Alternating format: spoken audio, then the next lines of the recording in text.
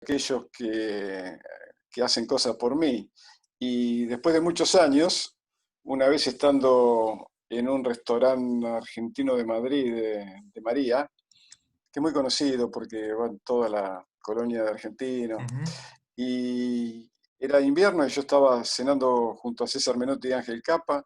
Se abrió la puerta y entraron dos tipos de, qué sé yo, de 1,90 m con dos capotes mojados, estaba lloviznando. Y entonces César se levantó y dice: "Uy, viejo, ¿qué hace por acá?". Y bueno, y se abrazaron todos grandotes. Y Ángel también los conocía, entonces me llama César y me dice: "Fer, mirá, Andónigo y Cochea". Y entonces yo agarro y le doy la mano y le dije: "No sabes el tiempo que hace que te estaba buscando para agradecerte todo lo que hiciste por mí". Entonces miró así sin entender y César le explicó, entonces nos reímos todos de ese hecho que fue crucial, ¿no? Porque lo que le produjo un gran dolor a Diego y hasta puso en riesgo su carrera deportiva fue el hecho o la llave que abrió la puerta a esa vida impensada que después tuve la posibilidad y el privilegio de disfrutar, ¿no? Le recuerdo a los chicos que fue Andónigo Goicoechea, el jugador del Atlético de Bilbao, que en la fecha que mencioné, el 24 de septiembre de 1983, fracturó a Diego en el tobillo. Y ahí empieza de alguna manera la carrera junto a Diego del profe Signorini. Me tomo el atrevimiento de decirle profe porque me resulta más cómodo y es como, ya usted es como profe, como Diego es Diego, es así.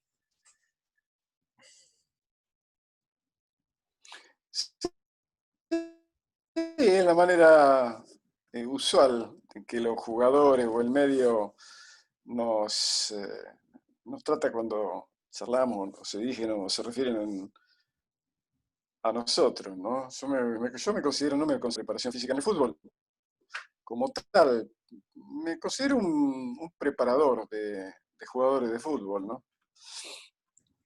Porque ya va más allá de lo físico, es más integral. Digo, la preparación física, creo que antes y durante y ahora también es físico, es emocional, es psicológico, creo que a eso apunta, ¿no? En esa definición.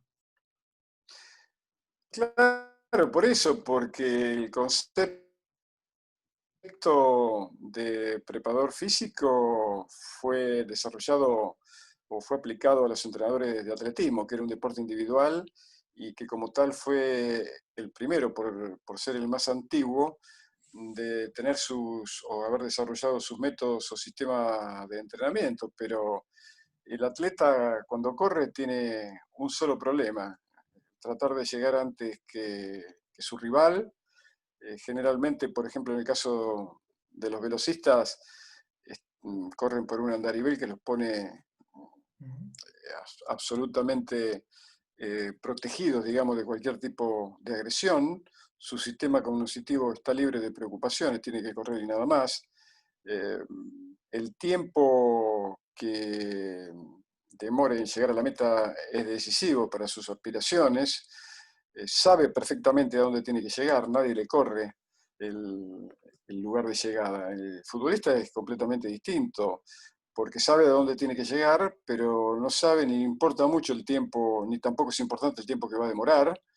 No sabe el camino que va a recorrer, lo tiene que ir inventando, va haciendo camino al andar, como decía La Machado, y su canción. sistema cognitivo tiene que estar permanentemente implicado, porque tiene que elegir si ir a derecha, a izquierda, si pasar a un lado, a otro, puede recibir un golpe, o sea, está lleno de imponderables en el recorrido. Entonces eso lo hace, además su sistema emocional es completamente distinto porque el fútbol representa sin ninguna duda un hecho que apasiona a millones de personas. Hoy hay mucha presión sobre ellos por el tema del bendito resultado.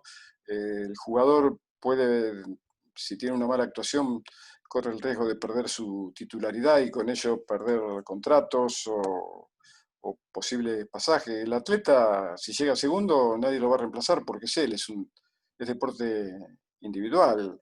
Y es distinto también en la especialidad de los saltadores. No es lo mismo saltar una varilla que está fija que ir a buscar una pelota que viene muchas veces con goma para adentro, para afuera, a distintas velocidades, puede estar mojada, hay rivales que se cruzan en el camino.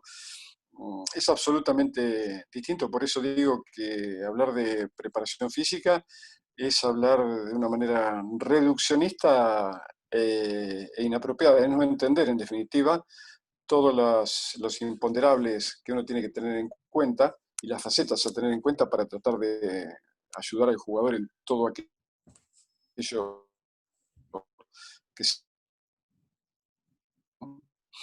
Sí, es un concepto que quedó viejo, de alguna manera.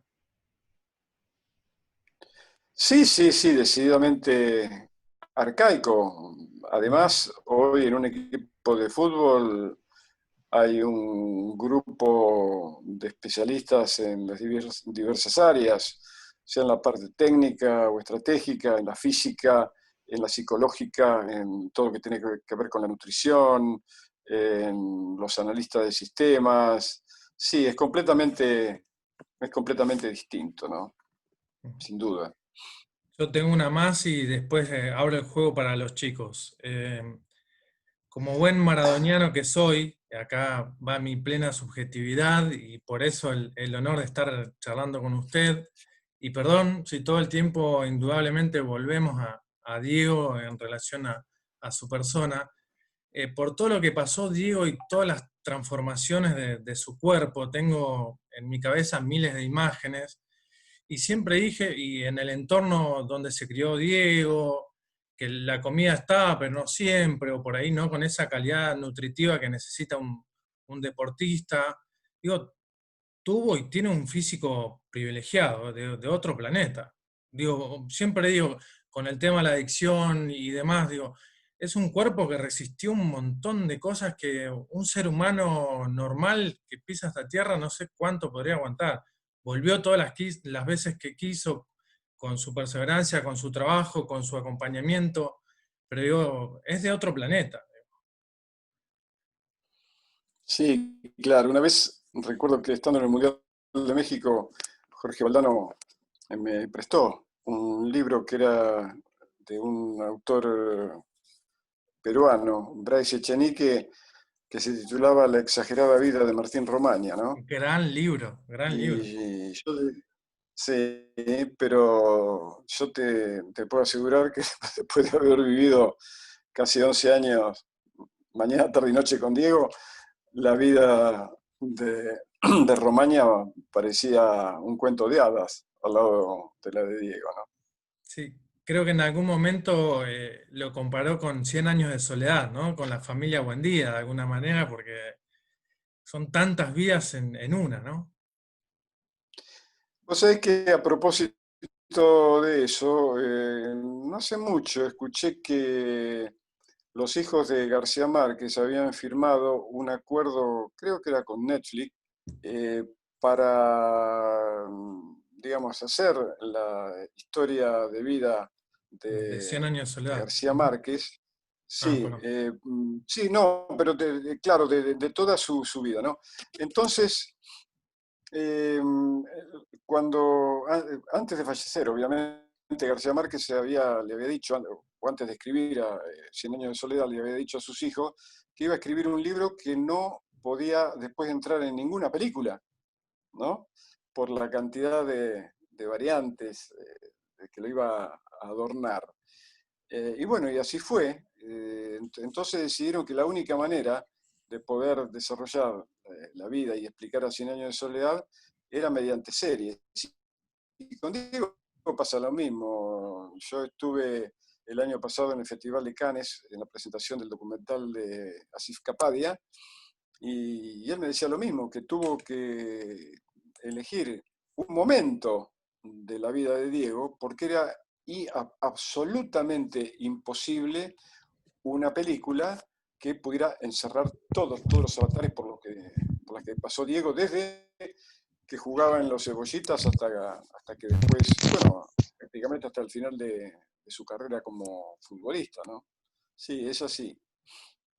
Chicos, una pregunta para el profe. ¿O sigo yo? Levanten y pregunten, No, ¿eh? profe. Yo quería preguntarle, Primero, buenas noches. ¿Cómo está?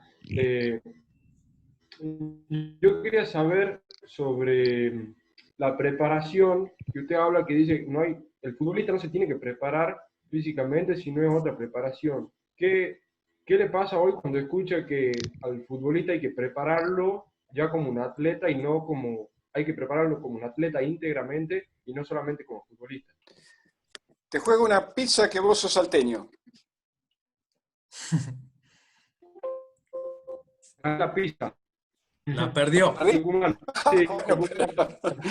era vecino, sí, porque no tienen esa manera de hablar, a mí me encanta. Yo he ido mucho a Tucumán y a Salta. Sí, podría haber dicho tucumano, tucumano también. Decime tu nombre, por Mi favor. nombre es Hernán Sal. Hernán, repetime la última parte de la pregunta porque me dio risa y la olvidé. Eh, Quería saber qué le pasa o qué le genera cuando se escucha hablar de que hoy en día el futbolista hay que prepararlo como un atleta íntegro y no solamente como futbolista. Yo creo que es absolutamente erróneo, ¿no? Porque estamos volviendo a errores del pasado. ¿Qué quiere decir como atleta completo? Entonces tiene que ser maratonista, tiene que ser velocista, tiene que ser saltador, tiene que ser lanzador. No, de ninguna manera. El futbolista es solamente igual a sí mismo. Y el fútbol es un misterio que, como decía el maestro Adolfo Pedernera, es un misterio que solo resuelven los grandes jugadores y a veces ni siquiera ellos pueden porque, qué sé yo, porque puede pasar. Alguna vez charlando con Martín Palermo yo le decía, ¿no? Vos fijate el misterio que es el fútbol, que un futbolista de raza como vos, tremendo goleador, fue capaz de errar 3 penales en un mismo partido y sin embargo después un gol de cabeza de la mitad de la cancha. Todo lo que le pasa a un futbolista no tiene prácticamente puntos de contacto con lo que le pasa al atleta, porque aún desde el punto de vista específicamente físico, digamos desde el punto de vista biomecánico, ¿ustedes conocen alguna, se están preparando para la carrera de periodista deportivo y lo tienen que saber, ¿ustedes conocen alguna carrera, alguna prueba atlética a donde se corra para atrás? No, No. No, no, ¿Y otra que se corra para el costado? tampoco. ¿Y una que tampoco. se corra con giro, con caídas, con empujones, con codazos en los dientes? No, tampoco, ¿no? Eso No. pasa únicamente en el fútbol, ni siquiera en el rugby, que podría tener, por ser un deporte de contacto, algo parecido. Además, el sistema, te repito, el sistema cognitivo del atleta no está prácticamente implicado en nada. El saltador sabe precisamente, saltador en alto sabe perfectamente los pasos que tiene que dar, sabe dónde va a apoyar, sabe todo el movimiento que tiene que hacer. El saltador en largo igual, el saltador sabe, el lanzador sabe perfectamente los giros y dónde apoyar el último paso. Bueno, es todo así. El futbolista tiene que ser prácticamente, no sé, una especie de alguien que maneja el cuerpo en el tiempo y en la distancia de mil maneras distintas. Por momentos tiene que ser un equilibrista, por momentos tiene que ser un saltimbanqui. Es absolutamente distinto, los grupos musculares actúan de manera completamente distinta por eso, porque corre en todas las posiciones. Yo digo, ustedes, por ejemplo, conocen el juego, sí, seguro, conocen el juego del polo, ¿no? Sí. Sí. Bien. ¿Y alguna vez vieron correr caballos en el hipódromo? Sí. No tiene nada que ver, ¿no? El caballo es un atleta que corre siempre hacia adelante con un dibujo biomecánico que es casi siempre igual, siempre en aceleración o manteniendo la velocidad, no frena nunca tampoco. Y el caballo de polo no. El caballo de polo corre para adelante, para atrás, para el costado, gira, hasta salta. Bueno, ¿a qué se parece un jugador de fútbol? ¿A un caballo de polo o a un caballo de pista? Polo. Uno de Bien. polo. ¿Y entonces por qué lo siguen entrenando como caballo de pista? Porque después sobrevienen las lesiones, ¿no? Vienen, no sé, pubalgia, rotura de ligamentos, claro, porque hay descompensación total de los músculos sobre todo lo del tren inferior, cuando se entrena al jugador como un atleta, porque siempre se le utilizan los mismos grupos musculares, las palancas óseas se mueven de la misma manera. Hasta fíjense que, por ejemplo, la cinta de correr, a donde muchas veces, yo también a veces lo hacía con Diego como cuando no había otra posibilidad o porque llovía mucho, hacía mucho frío y a veces íbamos a la cinta, pero muy esporádicamente. Todo lo que hacíamos era específicamente relacionado a los movimientos y a los problemas que él iba a tener que tratar de resolver, que casi seguramente se le iban a presentar en el juego. Entonces, la cinta está creada para el atletismo porque el atleta corre únicamente para adelante, porque correr para atrás es muy difícil, es muy probable que te caigas, tampoco se puede correr de costado y tampoco se puede correr con la actitud ni para adelante ni para atrás como corre un futbolista, que es muy raro que pueda dar más de 4 o 5 pasos iguales, porque los apoyos tienen que ser distintos, y todo está relacionado al movimiento de la pelota, de los compañeros y de los adversarios. Por eso digo que es un anacronismo. El que piensa así, evidentemente se refugia en el hecho de que el fútbol es la única disciplina deportiva en la que uno puede hacer todo mal y a pesar de ello salir campeón. Yo he estado en infinidad de partidos. Hay uno emblemático que ayer o antes de ayer se estaba recordando por televisión, cuando Argentina enfrentó a Brasil en Torino en el año Mundial del 90. Bueno, ese partido, si hubiera sido por puntos, lo ganaba, Brasil hubiera ganado todos los rounds, ¿no?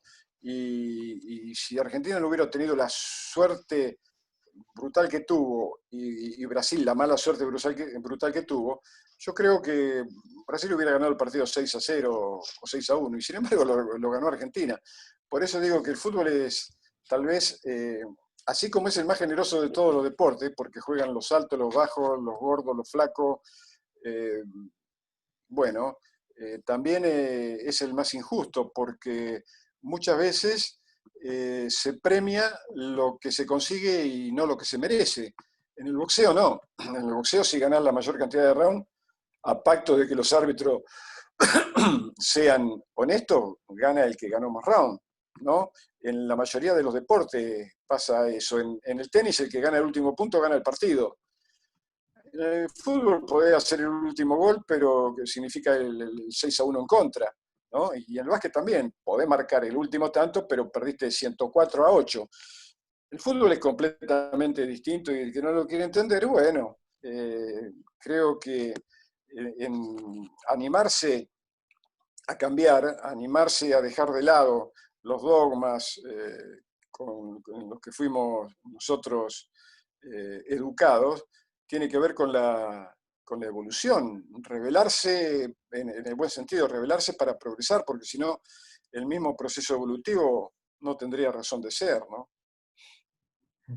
Chicos, el siguiente que quería preguntar. Hola, buenas noches. ¿Cómo te va? Hola Fernando, un gusto. Bueno, aprovechando la parte física, usted estaba mencionando de los jugadores, quería hacer referencia a que hace pocos días el exjugador holandés Sneijder dijo que podría haber sido tan bueno como Messi y Ronaldo, pero no quiso, refiriéndose a que tenía que dejar de lado muchas cosas para poder lograrlo. ¿Podría decirse que algo parecido le pasó a Nalbandián o a Riquelme? ¿Te tocó trabajar con algún jugador así y qué se hace en esos casos? Precisamente me tocó trabajar con Juan Román Riquelme. Estuve 2 meses con él cuando él estaba en Barcelona, cuando el técnico era Radomir Antic. Ya se había ido Luis Van Gaal. Mira, lo que se puede hacer, ¿cómo es tu nombre? Perdón, porque no me gusta saber con quién estoy hablando. Gabriel de Vincenzi, un gusto. Gabriel, un gusto, sí. El tema es muy fácil. El deseo es del jugador. En todo caso, la responsabilidad y la obligación es de él. Nosotros estamos para ayudarlo hasta donde él quiera llegar. Después que nosotros le podamos sugerir, mirá, que si no, bueno, podemos, pero en definitiva, como yo mismo le decía a Diego, había días que, bueno, no estaba de humor, porque tantas cosas le pasaban, no estaba de humor para entrenar. Y bueno, pero listo, no quería entrenar, no entrenamos. ¿Cuál es el problema? Si el que va a la cancha sos vos, no soy yo. Además, yo no te vine a pedir trabajo, vos me viniste a buscar a mí para que te ayude. Y si vos querés que yo te ayude, bueno, perfecto, te voy a ayudar en todo. Ahora, cuando vos no querés, y listo, es así. No hay que andar con ese prejuicio de que uno puede todo. No, no, no, no, porque ni siquiera los psicólogos, ni siquiera Freud podía curar a todos sus pacientes. Entonces uno se tiene que bajar del caballo de la vanidad, porque como decía Atahualpa Yupanqui, es yuyo malo que envenena toda huerta, ¿no? Entonces eso siempre lo tuve claro. Yo mañana, no sé, digamos, tengo que entrenar a alguno de ustedes. Bueno, pero ustedes tienen el deseo. Por mí pueden hacer lo que quieran, ¿eh? Ahora, puesto a entrenar, yo los voy a tratar de dar absolutamente todo, desde todo punto de vista, y los voy a ayudar a que progresen no solamente como deportistas, sino también como seres humanos, que creo que es la parte esencial, porque entrenar, antes que nada, es educar, ¿no? Si nos cerramos únicamente que lo único que importa es ganar, bueno, entonces estamos dando razón a los que no la tienen, estamos dando razón a Lieberman, a Viñolo, a Niembro, que de esto saben poco y nada, ¿no? Entonces, yo siempre he tenido la suerte de hablar con referentes de la historia del fútbol mundial de Argentina, ni hablar, con todo lo del 78, con todo el 86, más al Don Alfredo Di Stéfano, más Enrique Omar Sívori.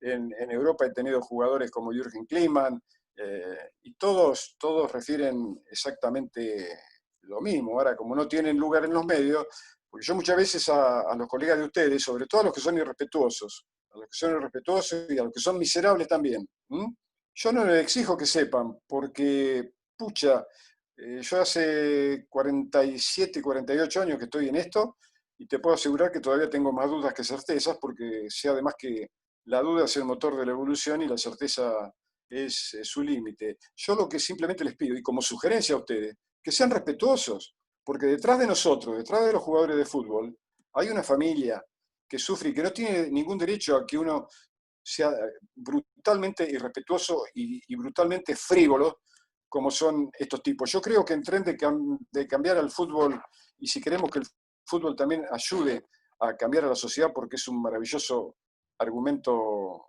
formativo, bueno, tenemos que cambiar desde todos los lugares, tienen que cambiar los dirigentes, tienen que cambiar, obviamente, todos aquellos que tienen que ver con el hecho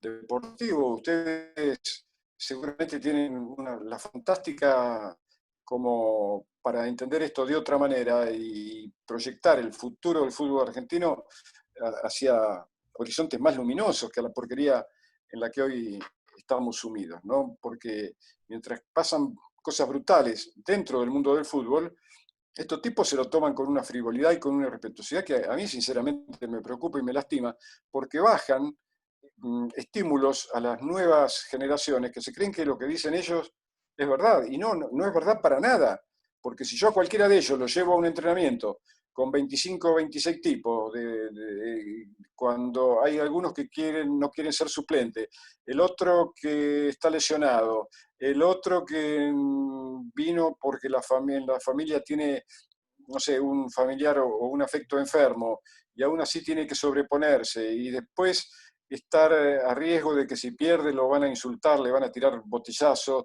va a perder la titularidad, no va a ganar premio. Son un montón de cosas, porque estar detrás en una cabina de transmisión con un micrófono, de saco y corbata, tomando café cuando hace frío o un refresco en verano, es muy fácil. Hay que tener otro tipo de compromiso. O el fútbol lo cambiamos entre todos, o el fútbol va camino al abismo final, ¿no? Sí. Chicos, ¿otra pregunta? Sí, Ciro. sí, buenas noches, Fernando. Ciro le habla, un gusto. Hola, Chiro, ¿cómo te va? Bien, bien, usted.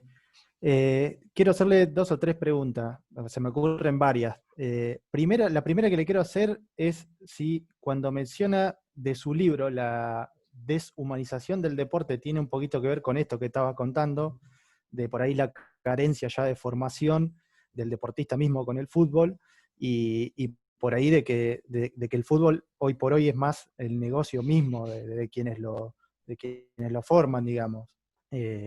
Y por otro lado, ya que tiene que ver con lo futbolístico, ya que tuvo el privilegio de trabajar con 2 técnicos campeones del mundo, quería preguntarle por qué, o qué hizo Menotti, mejor dicho, para imponer un estilo de juego Y por el lado del Mundial del 86, que ya usted era preparador físico de Diego, si tuvo mucho que ver eso o fue por ahí más el factor Bilardo con su juego mismo, lo indispensable para ganar.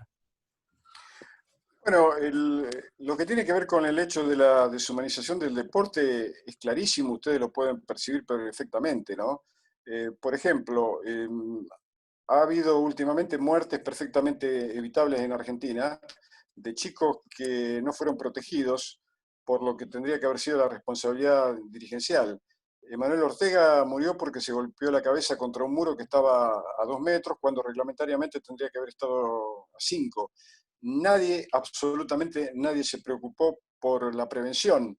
Y el mismo día, la mañana en que murió, perdón, Emanuel falleció una mañana y por la noche, mientras a él su familia lo estaba velando, por una muerte que hubiera sido perfectamente evitable y de la que nadie se hizo cargo, por la noche siguió el Circo Romano, la actual versión del Circo Romano, con el Boca River que terminó con el gas pimienta. No hubo, o al menos yo no lo escuché, no hubo un solo periodista, no hubo un solo dirigente, no hubo un solo jugador de Boca ni de River, ni ningún miembro de los cuerpos técnicos de ambos equipos que hubieran levantado la mano y la voz a decir, no jugamos porque están velando a uno de los nuestros. Y mientras eso ocurría en cancha de River, ya te digo, la familia lo estaba velando. Hace poco, en Santa Fe, un arquerito de 17 años en la Liga Santafesina fue a atajar un penal, la pelota le pegó en el pecho, quiso salir corriendo, cayó, llamaron la ambulancia, no había ambulancia, desfibrilador, no había. ¿Y qué pasó? Y se murió. Y hace poco también, un chico de Colón que quedó fuera del equipo, lo dejaron libre, 19 años, Sí. acabó con su vida disparándose un tiro. ¿Y quién se hizo cargo de eso? ¿Y quién lo abordó? ¿Y quién lo protegió? ¿Cómo puede ser que pasen esas cosas? Que chicos que van a las inferiores, que viven en barrios precarios, porque la mayoría de los mejores viven en las villas miserias, llegan ahí, no tienen control médico, a lo mejor no comieron y se les exigen esfuerzos brutales y después si no sirve se lo tiran otra vez a los cocodrilos porque total, no me sirve. ¿Y a dónde va el chico? Frustrado a los 10 o 12 años. Y esa brutal situación que tiene que pasar, a lo mejor si no tiene una buena contención, puede terminar a donde, en la droga, en la delincuencia o directamente, como han hecho estos chicos, quitarse la vida. Últimamente, al boxeo olímpico le han sacado los protectores. ¿Y por qué le sacaron los protectores? Y bueno, porque la gente quiere ver sangre. ¿Pero la sangre de quién? Porque si fueran los hijos también la quieren ver. Y la última exageración de mal gusto y de perversidad y de morbosidad es la UFC. En una jaula, hombres y mujeres se pegan patadas en la cabeza, se arrancan los dientes, se hunden los ojos, y para ganarse la vida de esa manera. No, el deporte no nació, o la esencia del deporte no persigue la destrucción del otro, no, nació para preservar y para aumentar la salud de quien lo practica, no para ponerla en riesgo. Eso no es deporte de ninguna manera, como el boxeo. ¿Cómo puede ser tercer milenio de la era cristiana y después se quejan del circo romano? Pero pasaron más de 2000 años y seguimos con esto del boxeo. A eso no se le puede llamar deporte porque pone en riesgo la integridad física y lo más importante que tiene el ser humano, que es su salud, ¿no? Entonces, a eso no se le puede llamar...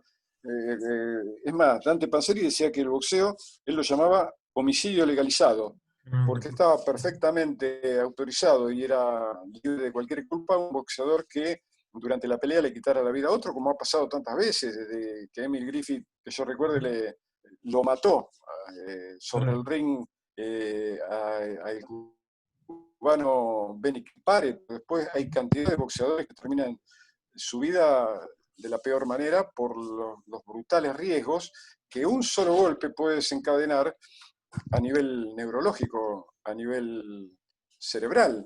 Entonces, digo, si eso no es deshumanizar al deporte, entonces yo entendí mal el significado que tiene en el diccionario. Y en eso también prácticamente no hay nadie, colega de ustedes, aún primeras plumas, que no siempre se ocupan de la cosa más frívola, de la tontería, de Wanda Nara, qué sé yo, de cuánto gana fulano, de cuánto pierde sutano. Me parece que hay que crecer, ¿no? Que hay que tener otras herramientas. Ahora, después ustedes deciden lo que quieren hacer. Y en esa elección también va a quedar fijado digamos, el futuro de su vida de la manera en que la quieren transitar. Pero después no se quejen si pasa lo que pasa en la sociedad. Si ustedes también defienden la teoría de que hay que ganar de cualquier manera, ¿no? Bueno, entonces yo digo que hay que vivir de cualquier manera. No importan las violaciones, no importa la droga, no importa la violencia de género, no importa la inseguridad, no importa nada. Porque se juega como se vive. Entonces hay que reflexionar un poquito. Habría que leer a los grandes pensadores, sobre todo a aquellos que tienen un concepto humanista de la existencia, porque si no, ¿de qué vale la vida? ¿Y de qué vale el fútbol o el deporte si no es para pasarla bien y para educarnos de la mejor manera? ¿Para qué sirve? ¿Para el negocio? Porque esto que ha vuelto en Europa, hace poco yo estaba hablando para una radio italiana y me decían qué opinaba del regreso del fútbol en Europa, y le dije, no, no, pero no volvió el fútbol. Sí, no, ¿cómo no? Bueno, en italiano, ¿no? ¿Cómo no? En Alemania, no, pero eso no es fútbol. Volvió el negocio del fútbol. El fútbol es de la gente, porque es una construcción cultural de las clases populares. Entonces lo que vuelve es el negocio. Y entonces Fernando Signorini, nacido en Lincoln el 7 de diciembre de 1950, hijo de Marcos y María, con documento nacional de identidad 8.427.928, no va a haber un solo partido de fútbol, aunque juegue Messi, con el dolor que me va a causar, por el placer que me provoca, no voy a ver, me voy a negar a ser una oveja más en esta payasesca manera y digamos también hipócrita y perversa manera de que el negocio se ha apoderado del fútbol, ¿no es cierto? Entonces, mientras la gente no vuelva a la cancha, yo no voy a ver ni el compacto ni el golazo, no me hablen de eso porque no lo voy a ver, porque si no voy a hacer como el sistema quiere que yo sea. No, y yo quiero ser como yo quiero, no quiero ser porque el sistema tiene algunas muy pocas cosas buenas, sobre todo relacionadas al deporte, y las otras son para modificar, para cambiar. Por eso digo, yo no quiero ser una oveja del rebaño que ellos manejan a gusto y paladar. ¿Cómo puede ser que se juegue un partido sin público? Porque si la gente no va a la cancha, porque es una decisión de ella, macanudo, yo no voy porque no me divierto más dentro de una cancha de fútbol. Estoy como Galeano, Eduardo Galeano, cuando decía que andaba por todas las canchas del mundo pidiendo, por favor, una buena jugadita. Y yo que lo conocí a Eduardo y coincidía con él y nos reíamos juntos acerca de que, también yo le decía de que si él armaba el equipo, yo iba a jugar del equipo de él, porque él decía que si si todo lo que se está viendo en el fútbol, ¿no? Es producto de los ganadores, bueno, yo juego del equipo perdedor, decía él. Y yo digo, bueno, yo también. Decidme en qué puesto jugás vos, que yo quiero jugar cerca tuyo. Esto es así. Respecto de Menotti y Bilardo, creo que, bueno, de hecho, Menotti rescató un estilo que nos había hecho envidiados, respetados, admirados y hasta imitados en el mundo entero, que había quedado allá olvidado después del Mundial del 58, cuando nos vapulearon, nos golearon, y los encargados de sacar conclusiones, seguramente fueron los dirigentes, que de esto tampoco saben mucho, porque no tienen ninguna historia dentro del fútbol, decidieron que eso había sido porque nos pasaron por arriba corriendo, pero no se dieron cuenta de que el que ganó fue Brasil, que jugaba al ritmo de samba, era el equipo que menos corría, pero el que mejor jugaba, ¿no? Y César hizo exactamente eso, volvió al pasado, que es lo que yo también pregono que hay que hacer ahora. El futuro del fútbol argentino es muy parecido al futuro de la sociedad argentina. Si no volvemos a rescatar esos valores que, como decía antes, fueron los que nos hicieron una nación en serio, inclusive a nivel del mundo, y sobre todo en Latinoamérica, y el fútbol también. Hoy, ¿quién nos respeta? Hoy, ¿quién nos admira? Si no estuviera Messi, ¿qué sería el fútbol argentino? ¿No es cierto?